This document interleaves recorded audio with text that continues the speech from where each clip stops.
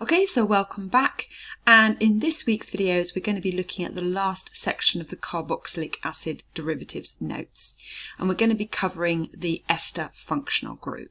Okay, so we're looking at page 14 of your notes, and we're going to go through the properties and naming of esters.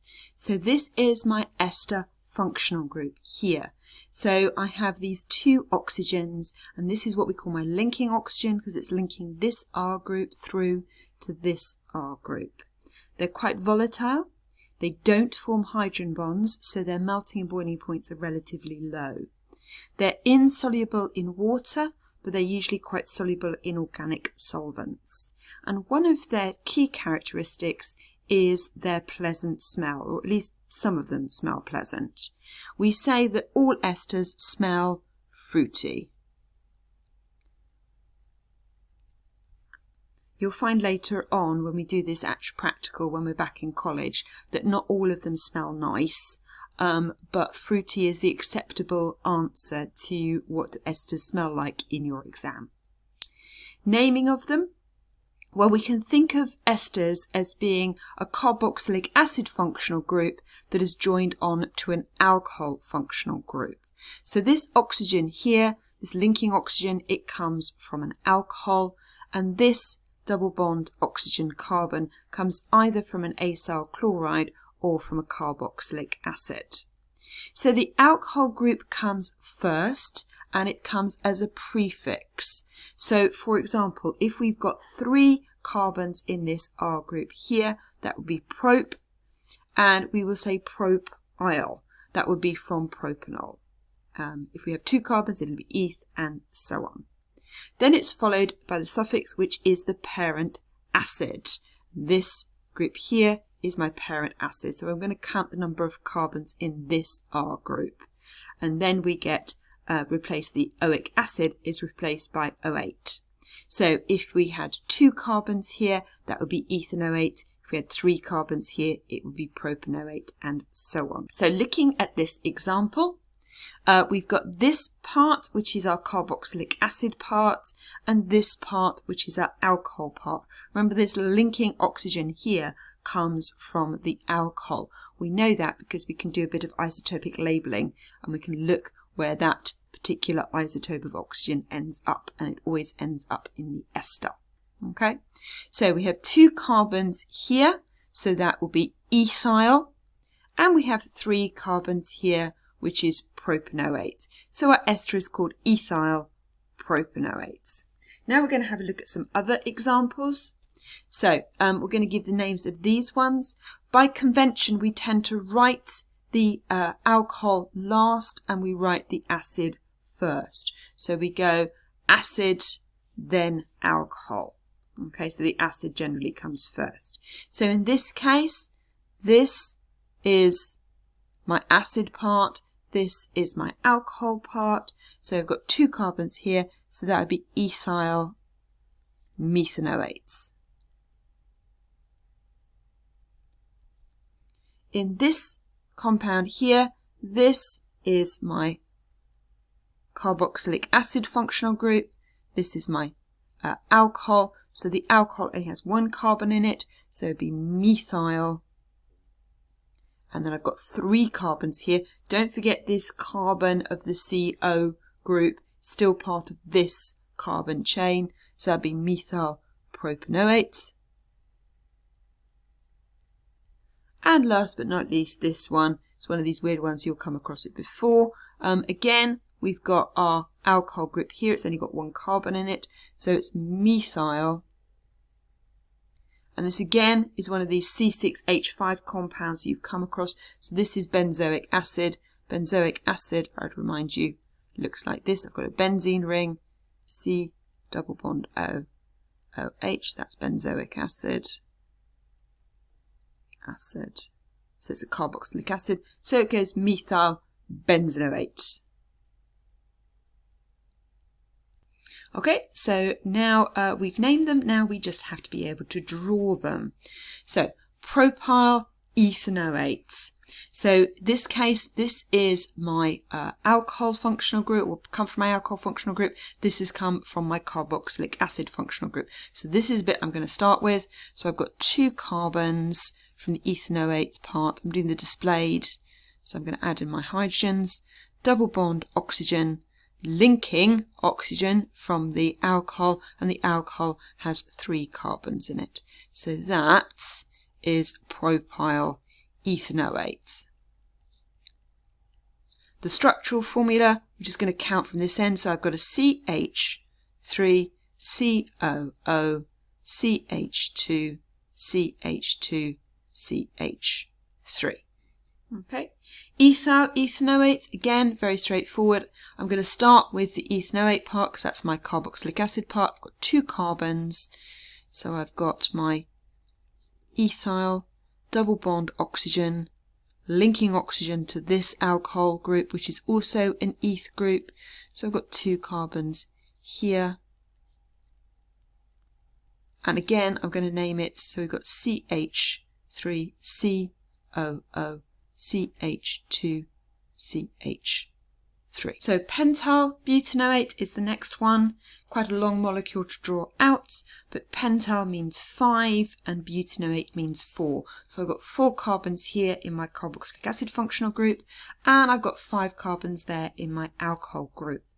Phenyl benzoate is one you haven't come across before. It's a link between these 2 benzene rings. Now, quite often we don't show these hydrogens and carbons in the displayed formula, so it would look slightly different. So what we would normally draw this like is we would draw a benzene ring with no carbons or hydrogens showing.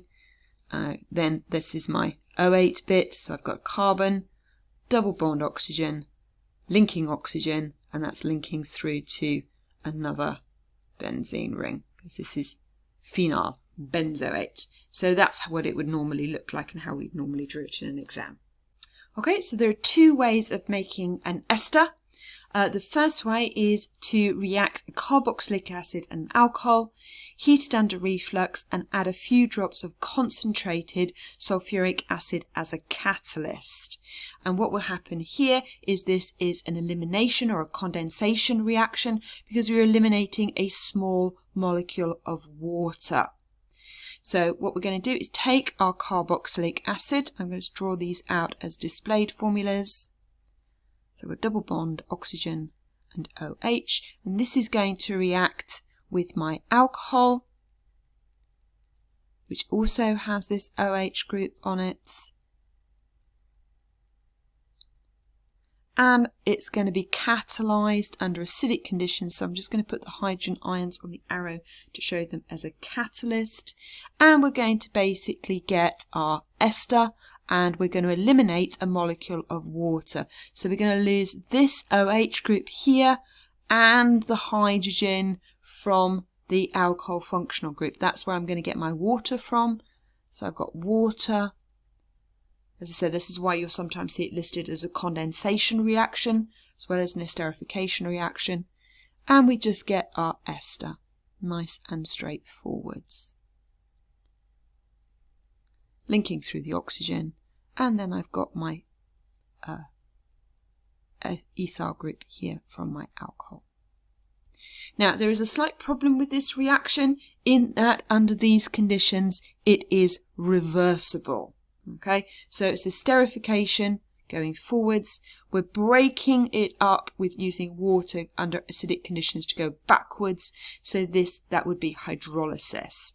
And that's one of the disadvantages of using this method. It's reversible, so you actually don't get a very high yield of the ester because the reaction tends to reverse quite easily. Okay, so the second way of making an ester is to start from an alcohol and an acyl chloride. So in this case, I've got this as my acyl chloride, and this is ethanoyl chloride. Got 2 carbons, so that makes it eth chloride. And I'm reacting that again with my alcohol. In this case, I've got propan 1-ol. obviously this time instead of making water, I'm going to make HCl. And that is a disadvantage of this because obviously HCl is a toxic corrosive gas and is not particularly pleasant. Advantages of this reaction is it is not reversible. But we get the same ester as we would do if we react carboxylic acid with an alcohol. In this case we get propyl ethanoates. And if we draw that out in the displayed formula, you can see what I mean. So again, we've had our chloro group here. This chloro group is being lost, as is the hydrogen from the OH alcohol functional group. So I'm going to remove those two. That's what's going to make my HCl. And then I'm going to get my ester the same as I would do normally. This lone pair on the oxygen is attacking this delta positive carbon. Now this needs to be performed under anhydrous conditions. All reactions involving acyl chlorides need to be done under anhydrous conditions, unless, of course, you want to actually make the carboxylic acid. The reason for that is if there is any water around, the water will act as a nucleophile and it will attack this delta positive carbon and you'll reform the carboxylic acid. Okay, so this is just a little experiment that we would do in the class to make some esters. So we would mix our ethanol with our ethanoic acid, a couple of drops of concentrated sulfuric acid, warm it in a warm water bath for 5 minutes. Then we need to get rid of any unreacted glacial ethanoic acid and any unreacted concentrated sulfuric acid. Remember, the sulfuric acid is a catalyst, so it's not actually used up during the reaction, so it'll still be there at the end of the reaction. And this is why we do this. We pour it carefully onto sodium carbonate solution and we smell cautiously. So there are a couple of observations. With that, when we do that, we will see fizzing. The reason we see fizzing is we are neutralizing the acid, or the acids I should say, because there are two of them. So we're neutralizing the acids. So our observation is fizzing. Okay, and that just neutralizes the acid. When we sniff it cautiously, it will smell fruity. Or at least we hope it smells fruity. Okay, this one technically should smell like pear drops. Quite often it just smells like nail polish remover, but it should smell fruity. The other test, we would do exactly the same thing. Add it onto sodium carbonate, sniff cautiously. That one is better known as oil of wintergreen, and it kind of has a deep heat kind of smell to it. If you've ever smelled deep heat, that's what you're smelling. You're smelling that ester there. But the observation is the same, fizzing and a fruity smell. Okay, so that's how we prepare small quantities of the esters. And as we said before, many of these esters have fruity smells, and they're called condensation reactions. The reason they're called condensation reactions is you have the elimination of a small molecule of water, which is why you quite often see them listed as condensation molecules. You're joining two molecules together by the elimination of a small molecule of water. Okay, so that finishes this video for today.